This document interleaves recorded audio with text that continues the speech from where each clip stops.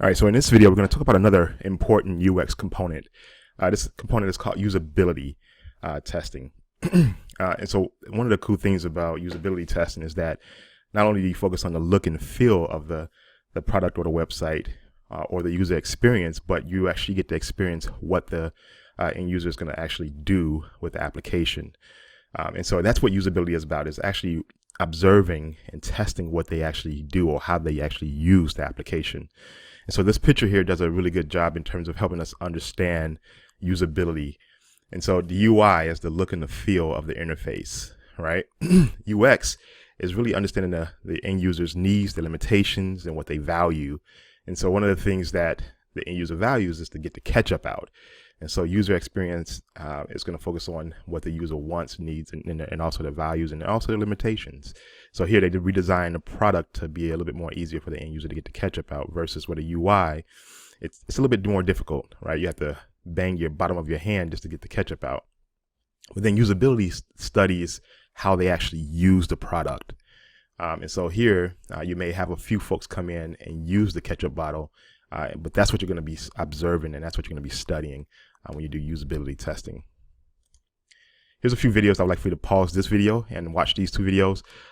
This is some funny videos from Silicon Valley. It's a TV show on HBO, but really it gets into this. It helps you understand how a usability lab is, how usability testing is conducted with a group of folks who you're going to observe use a product. And so watch both of these videos, but it really gives you kind of some insight. Like I said, it's comical, but it gives you some insight into how you would actually use a usability lab, and then what are some of the things that some of the questions you would potentially ask folks who may use the product. So go ahead and pause this video and watch these two videos here. Like I said, they were comical videos. Hopefully you got a good little chuckle out of both of the videos there. But nonetheless, really in those videos, you have somebody who's going to monitor or kind of moderate or facilitate the testing and the use of the actual testing of the product. And then they'll get the feedback, and they may bring in several groups and take that feedback to adjust the product and refine the product. But they was using a usability lab. You have this glass wall where they can't see you, but you have your survey of folks who are going to use the product, and you'll get some valuable feedback. So this next slide here talks about to what extent what are we measuring when we do usability testing. Here are some different components of usability.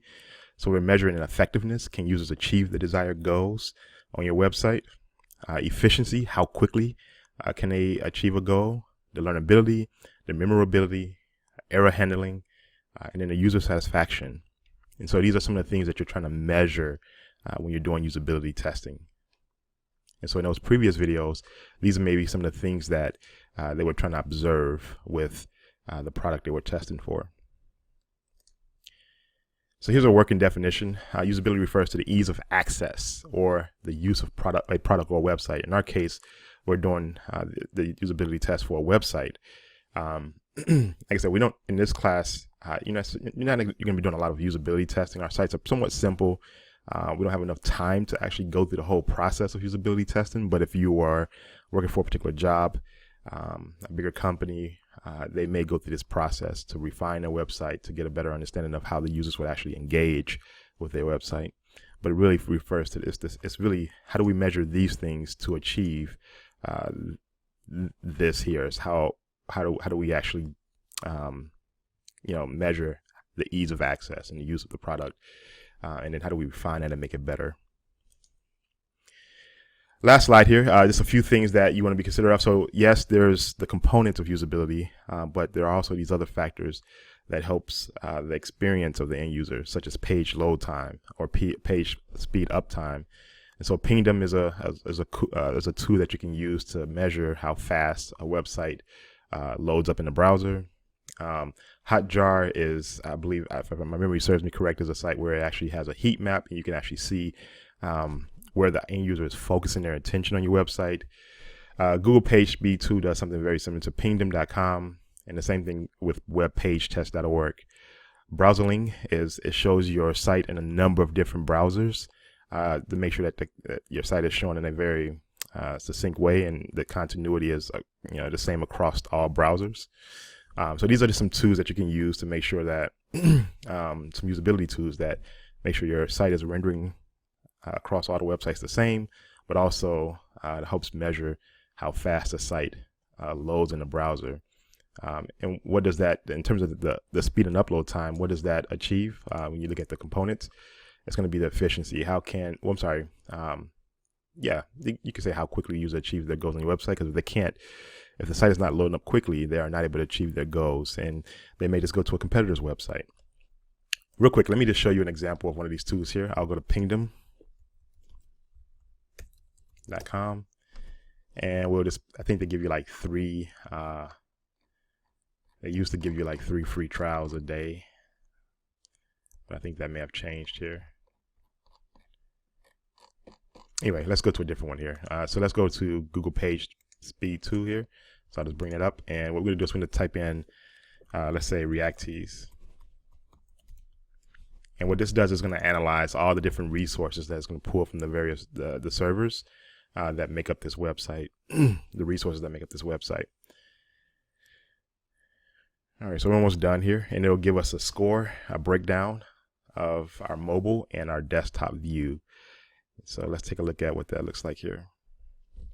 So this is for mobile, not a really good score. So there's some things that we can optimize on a mobile, but let's go to desktop. So we have a score of 62, but it's going to give you some information about some of the things you can improve, some of the things you're doing well.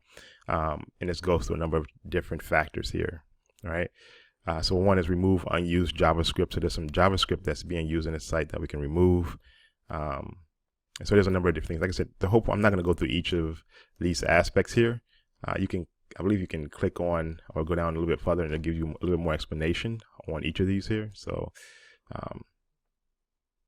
yeah, so this is kind of the breakdown in terms of some of the things. It'll give you some information about what you can improve on this website to make it a little bit faster and so forth. And the same thing goes for Google Page Speed 2. I'm sorry, no, what is it? Yeah, that was Google Page Speed 2. But there's another tool that's built into the Google Chrome browser. So if we go F12 here and you go over to performance, this tool here does something very similar. Let me make sure. No, here, I'm sorry, Lighthouse. And you generate report. It'll kind of run the same kind of audit on your website as what you're seeing with Google Page Speed 2. Anyway, that's a little about usability. Like I said, in this class, we won't necessarily focus a lot on doing the testing of usability, but more so I just want to acclimate you to some of the things that happens within the usability lab, and then some of the tools you may want to use on your website to make it a little bit more faster and to check for continuity across different browsers. All right, the next video will focus on accessibility and talk about something called the WCAG, Web Content Accessibility Guidelines, and then we'll get into the wireframing videos series here. So stay tuned.